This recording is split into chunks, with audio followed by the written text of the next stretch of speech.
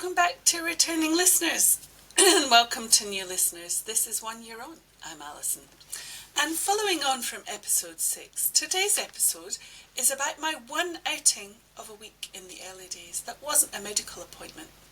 I went to the farmer's market. I love going to the farmer's market every Saturday morning. It's a vibrant space, full of life and with lots of people, lots of the freshest produce. I get to meet the farmers who grow my food and put my money straight into their hands without a middleman.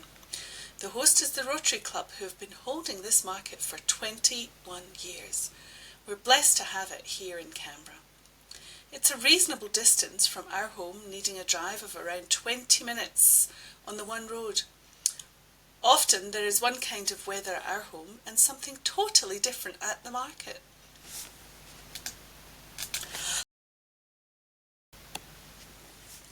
Now, in the early days, I only went out to the medical appointments during the week and then the farmer's market on the Saturday.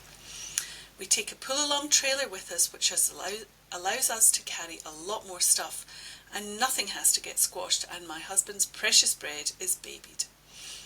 I felt a bit weak taking things out of the boot, whereas usually I'd be hoiking it out and lifting things back in. That was a bit strange. I was excited to see the farmers again, having seen them almost every week for the best part of 20 years. It's like an extended family. It's a bustling environment, so there is noise, a fair bit of noise, but it's people noise, not any checkouts, not much amplified sound, only a few buskers periodically.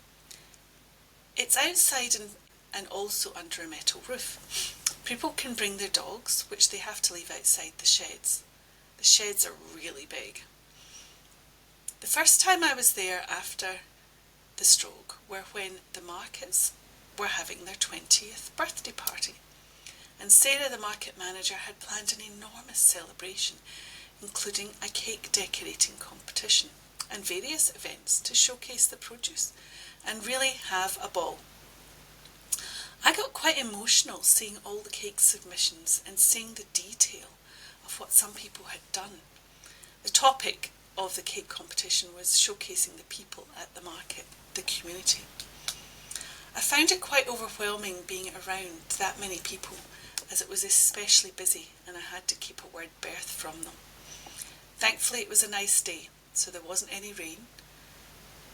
One week when I went and it was raining, the rain was thundering on the corrugated roof and it was impossible to hear much of anything. That afternoon I really suffered, and it had clearly been too much for my brain, as I was barely able to speak in grammatically correct sentences. I also found that I had trouble managing money. We largely, almost exclusively, pay with cash at the farmer's market, just for our own ease. Most of the stall holders have EFTPOS, so they have moved on with the times. I remembered I was fumbling and I couldn't get money right for a transaction.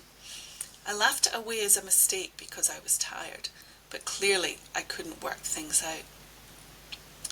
I think I'd put far too much cash into the stallholder's hand, and it became obvious I wasn't getting it right. I was bemused as to why it wasn't right, until I realised that no, this really wasn't right.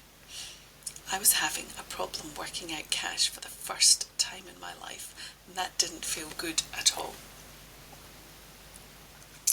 I was able to write the money issue over time, and I did some paperwork provided by an occupational therapist friend who sent me the worksheets they provided patients in the public system. I wasn't assessed as needing occupational therapy at that point while I was in the hospital. On these worksheets were pictures of piles of money, and you had to choose the right coins to make up a certain value. Incidentally, I also avoided large shopping centres and supermarkets for several weeks in the early days, as they were just too overwhelming. Too many people, too much noise, too much movement, just too much of everything.